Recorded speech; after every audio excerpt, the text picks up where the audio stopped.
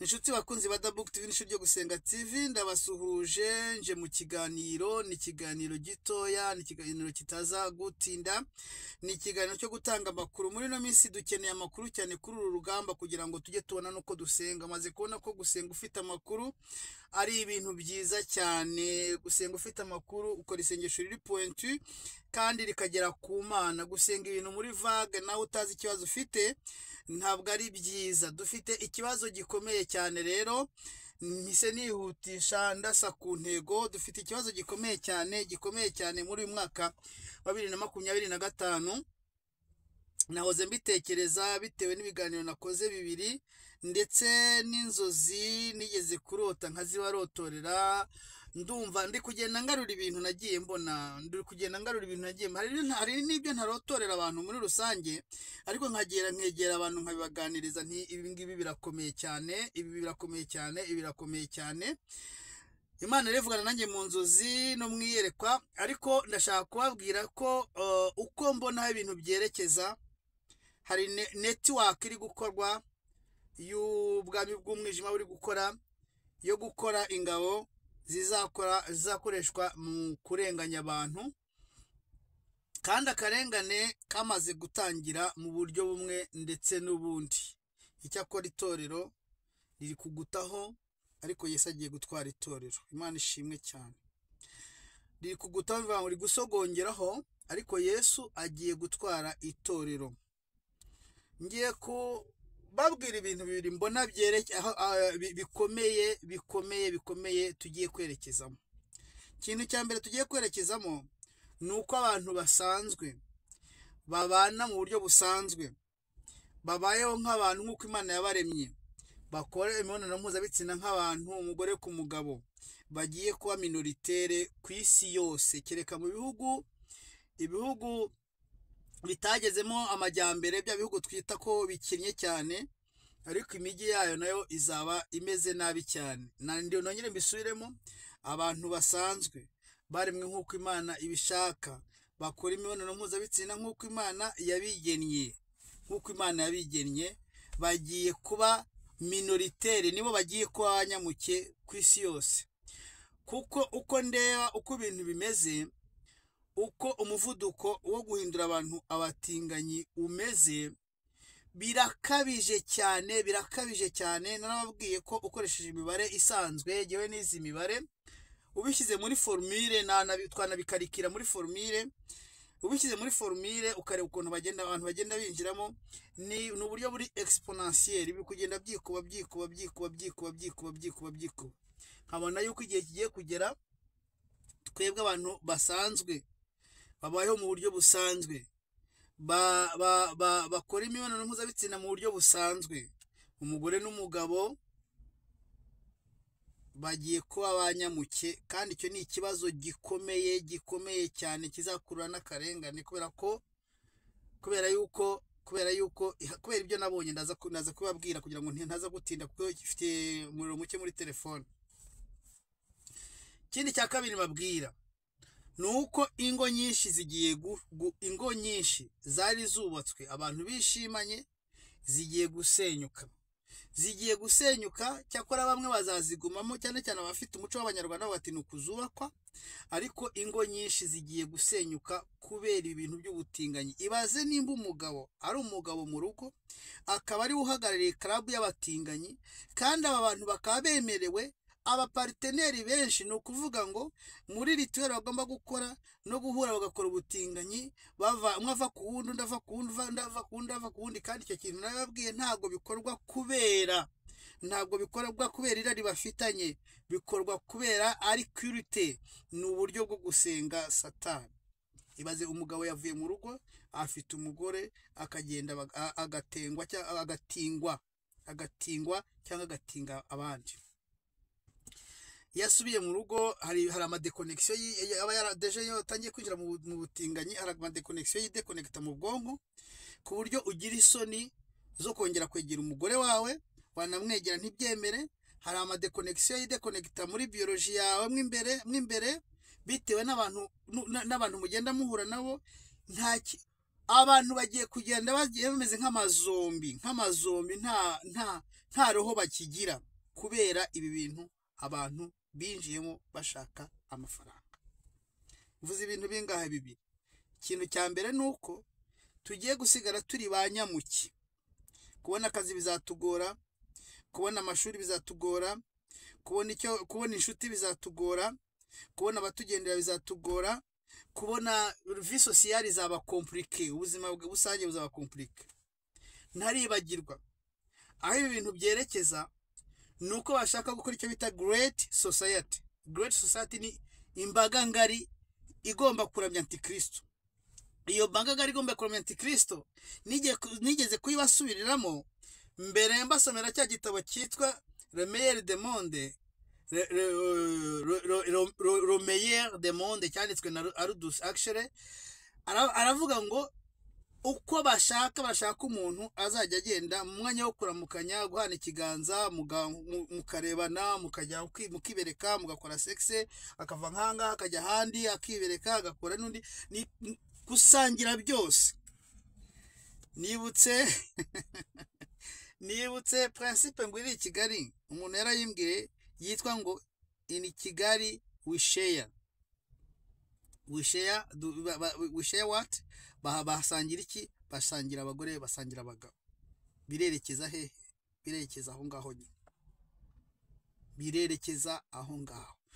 Ndakubwira ngo twajwemo n'ingabo za Satani. Niyo mpamvu nibajije ikibazo kivuga ngo ni gute aba bahungu uru rubyaro rwa Beliyali rwavuye muri Sodomu na Gomora rukomboka mu bisekuru rugenda rutwoga runono, rukaba rutuguye gitumo mu minsi ya nyuma, muri iyi minsi ya nyuma rukaba rukora ravage.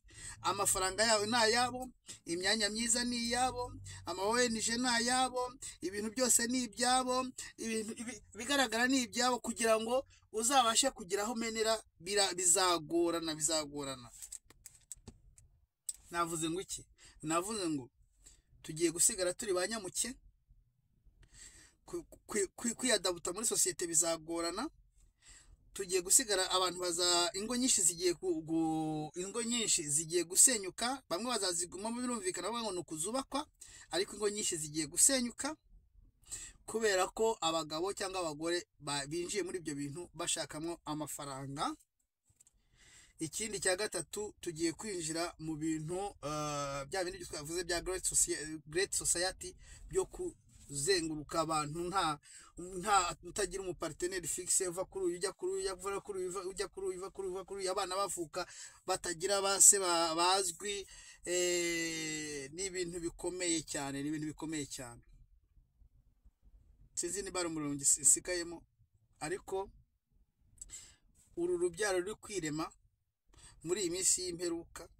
Ku bantu bazasigara bari guhamya Kristo bazahura n'akaga gakomeye cyane kubera uru rubyaro ruri kwirema muri iyi minsi y'imperuka. Bazahura n'akaga gakomeye cyane.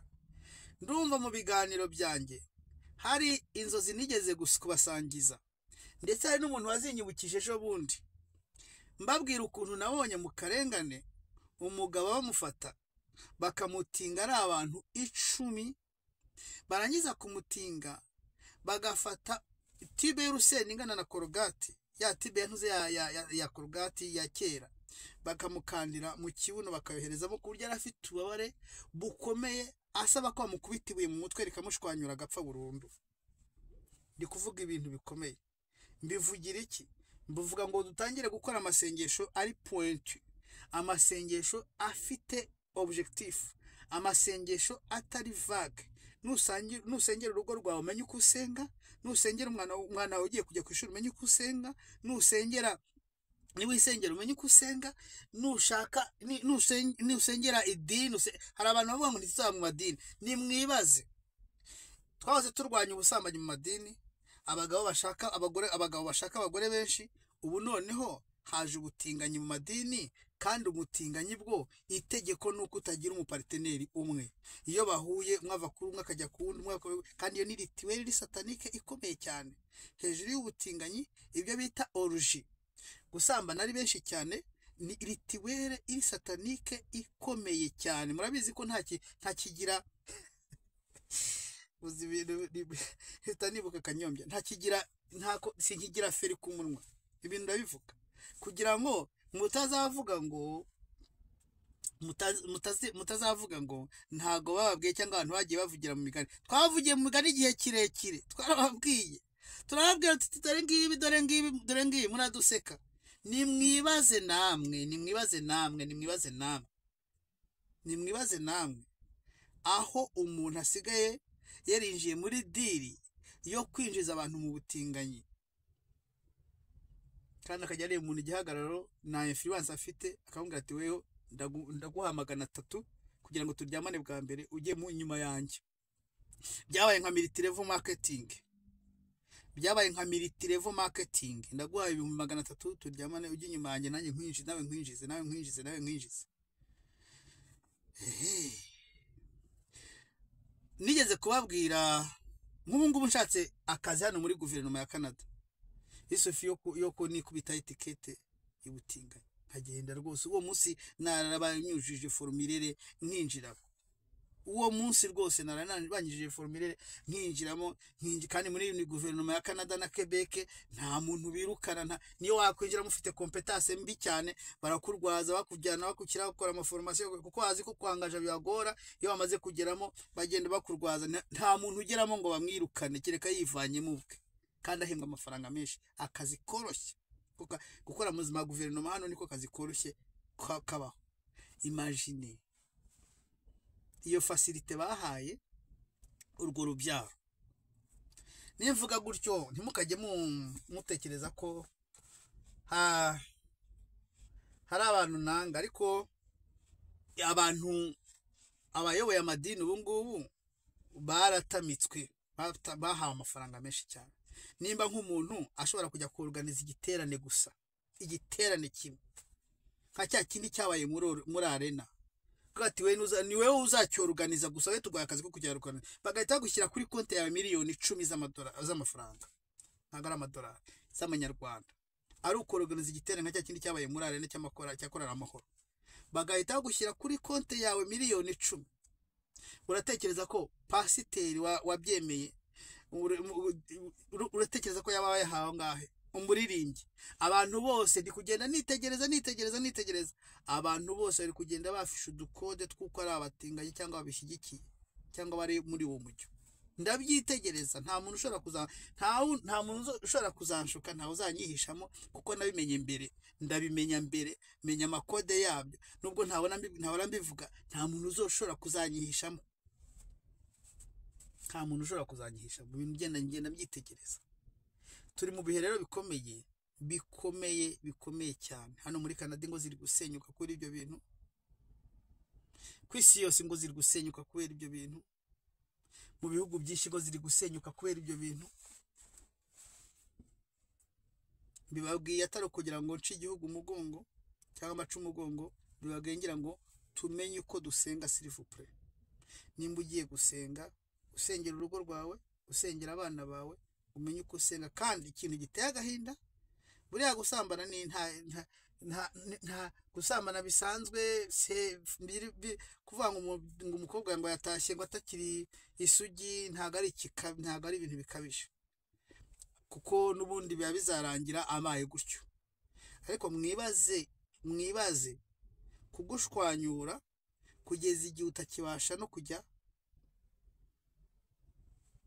ngarukiriza aho ngaho bagahora baguha imiti babemerera no kunywa drogue umva ukuntu biteye agahinda kubera ntuze mentalite yabo inako ntuze santé mentale yabo imanuka hari na drogue babazaniye bamemerera no kunywa drogue kandi mu gitabo cya Yuval Noah Harari yabivuzemo mu gitabo cya Aldous Huxley yabivuzemo ko iyo societe bagiye kurema yitwa Great Society izaba ihuriraho abantu bagenda basangira byose ibitsi n'ibintu byose bazemera no kubaha drogue yitwa soma ntabwo ari ugusoma bisanzwe nuko nguko bayise iyo drogue izaba yemerewe ku isi yose abantu bashaka kuyinywa bakayinywa kuko nta bundi buryo ushobora gusinzira bitewe n'ibintu biba byarinjiye ibintu biba byarinjiye mu mutwe wawe bazemera kunywa drogue donc bya bintu nigeze kubabwira byo kuzombifiya isi yose bagiye kubazombifiya.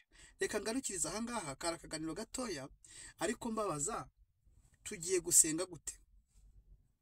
Cyakora cyo nigeze kubaririmbira indirimbo ivuga ngo mu minsi iri hafi ahangaha hazaza abantu bagiye kuzasenga amasengesho y'amatakirangoye. Mwaretse tugasenga kare? Mu minsi iri hafi ahangaha hazaza abantu